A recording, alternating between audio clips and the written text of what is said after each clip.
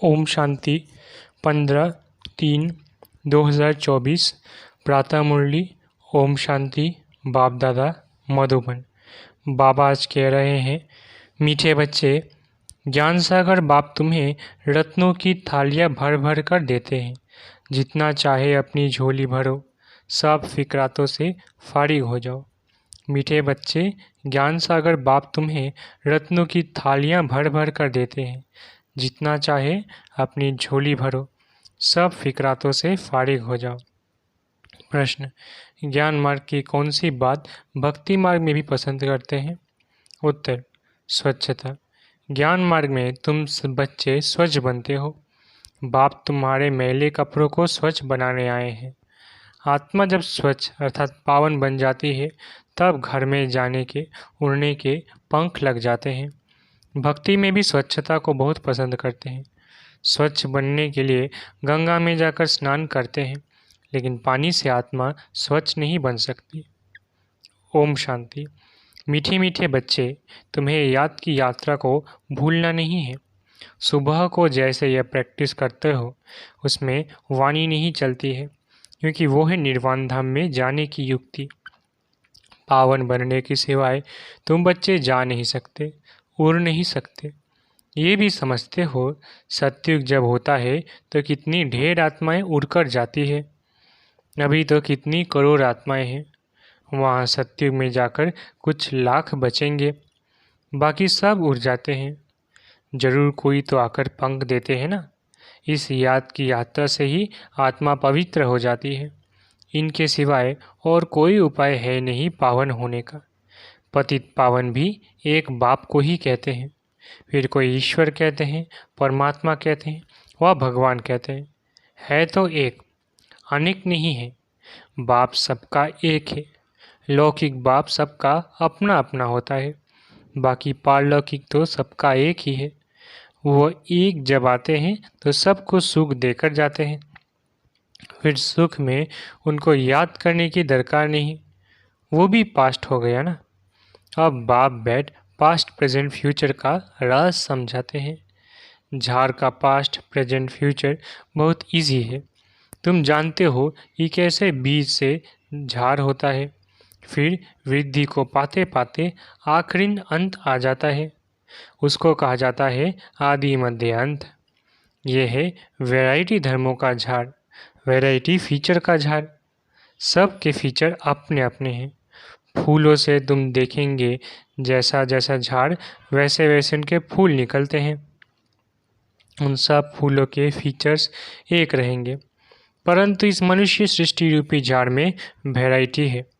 उसमें हर एक झाड़ की शोभा अपनी अपनी होती है। इस झाड़ में अनेक प्रकार की शोभा है। जैसे बाप समझाते हैं, श्याम सुंदर ये देवी देवताओं के लिए है। जब वो सतो प्रधान से तमो प्रधान बनते हैं तो वही सुंदर से श्याम बनते हैं। ऐसे श्याम सुंदर और कोई धर्म में नहीं बनते हैं। उन्हों के फीचर्स भी देखो। जापानियों के फीचर्स, यूरोपियंस के फीचर्स, चीनियों के फीचर्स देखो। इंडिया वालों के फीचर्स बदली होते जाते हैं। उन्हों के लिए ही श्याम सुंदर का गायन है, और कोई धर्म के लिए नहीं। ये मनुष्य सृष्टि का झाड़ है, वैरायटी धर्म है। वो सब नंबरवार कैसे आते हैं, ये नॉलेज तुम बच्चों को अभी मिलती है, और कोई ये बात समझा न सके। ये कल्प है 5000 वर्ष का। इसको वृक्ष कहो या दुनिया कहो। आधा में है भक्ति, जिसको रावण राज्य कहा जाता है। 5 विकारों का राज्य चलता है। कामचिता पर चढ़कर पतित सांवरे बन जाते हैं। रावण संप्रदाय वालों की चलन और दैवी संप्रदाय वालों की चलन में रात दिन का फर्क है। मनुष्य उन्हों की महिमा गाते हैं, अपने को नीच पापी कहते हैं। अनेक प्रकार के मनुष्य हैं। भक्ति तो तुमने बहुत की है। पुनर्जन्म लेते लेते भक्ति करते आए हो। पहले होती है अव्यभिचारी भक्ति। एक की भक्ति पहले पहले शुरू करते हैं, फिर व्यभिचारी हो जाती है। अंत में फिर बिल्कुल ही व्यभिचारी बन जाते हैं।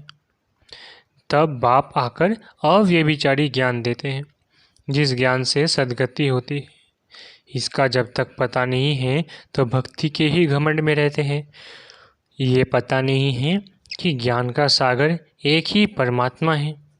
भक्ति में कितने वेद शास्त्र याद कर जबानी भी सुनाते हैं। ये सब है भक्ति का विस्तार, भक्ति की शोभा है। बाप कहते हैं ये मृग तृष्णा समान शोभा है। वो रेत पानी जैसी दूर से ऐसी चमकती है जैसी चांदी। हिरण को प्यास लगती है तो उस रेत में भागते भागते फंस जाता है।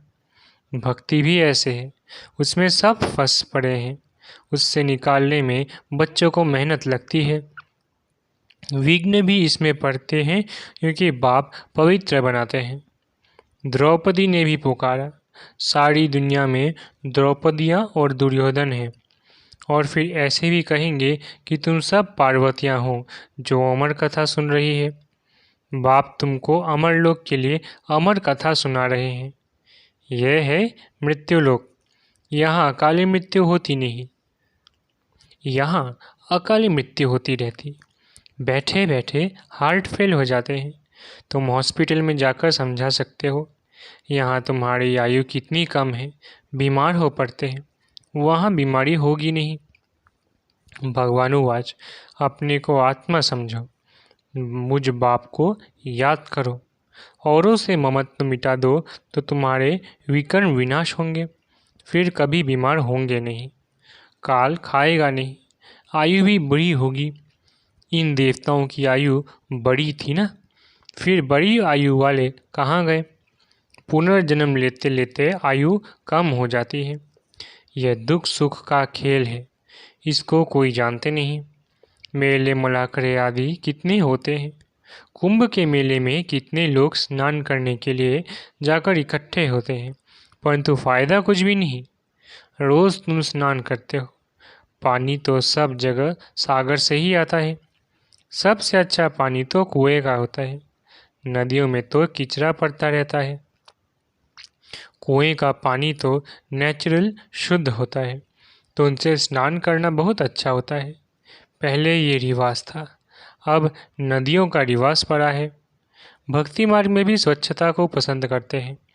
अब परमात्मा को पुकारते हैं कि आकर हमको स्वच्छ बनाओ।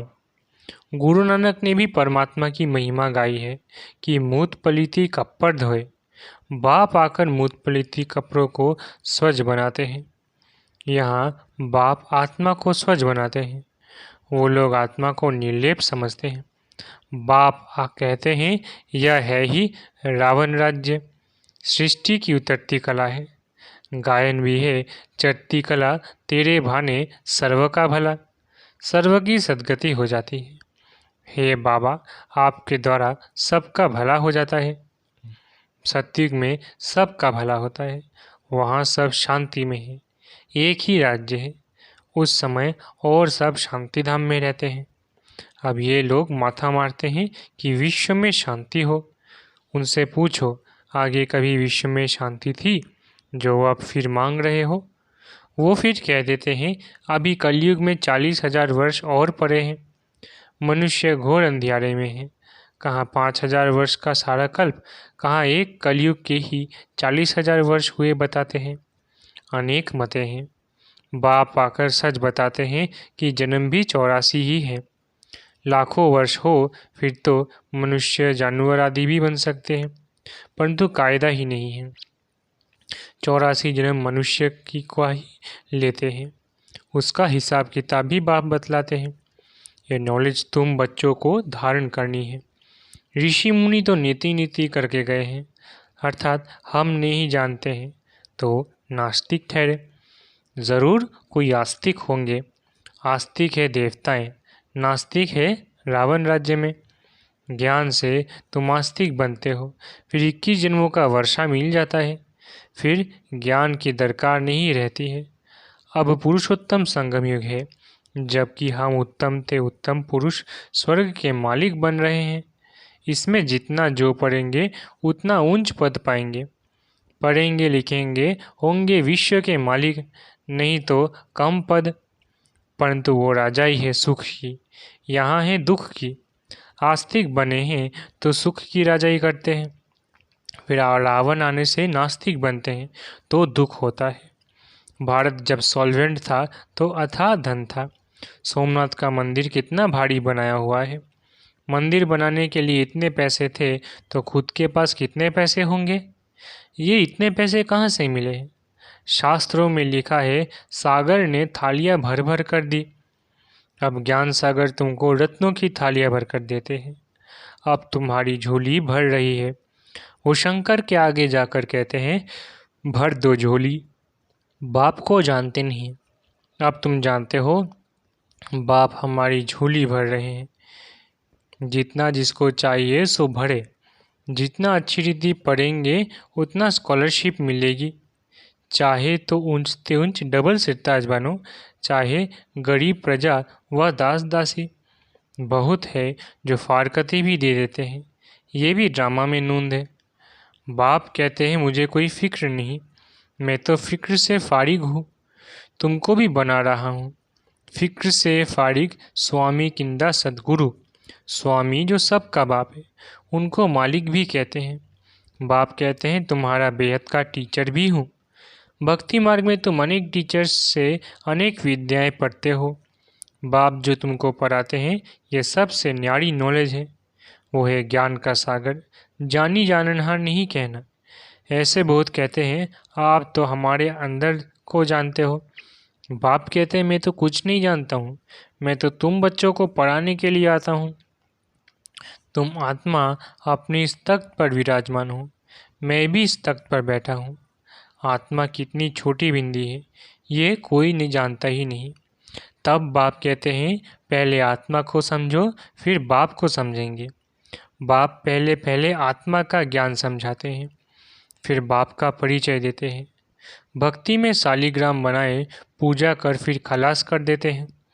बाप कहते हैं ये सब गुड़ियों की पूजा है। जो इन सब बातों को अच्छी रीति समझते हैं वो औरों का भी कल्याण करते हैं। बाप भी कल्याणकारी है तो बच्चों को भी बनना है। कोई तो औरों को दलदल से निकालते निकालते खुद फंस मरते हैं। अपवित्र बन पड़ते हैं कि कमाई चट कर देते हैं। इसलिए बाप कहते हैं खबरदार रहना। काम चिता पर बैठने से ही तुम काले बन पड़े हो। तुम कहेंगे हम ही गोरे थे, हम ही काले बने, हम ही देवता थे, हम ही नीचे उतरे। नहीं तो 84 जन्म कौन लेते हैं। ये हिसाब बाप समझाते हैं। बच्चों को बहुत मेहनत करनी पड़ती है। आधा कल्प से जो विषय सागर में पड़े हैं उनसे निकालना मासी का घर नहीं है। अगर कोई थोड़ा भी ज्ञान लेते हैं तो उनका विनाश नहीं होता। ये कथा है ही सत्यनारायण बनने की, फिर प्रजा भी बनती है। थोड़ा समझकर चले जाते हैं, हो सकता है फिर आकर समझे। आगे चलकर मनुष्य में वैराग्य भी होगा। जैसे शमशान में वैराग्य आता है, बाहर निकले तो खलास। तुम भी जब समझाते हो अच्छा अच्छा करते हैं, बाहर गए खलास। कहते हैं ये काम उतार कर आएंगे। बाहर जाने से माया माथा मोड़ लेती है। कोटों में कोई निकलता है। राजाई पद पाना इसमें मेहनत लगती है।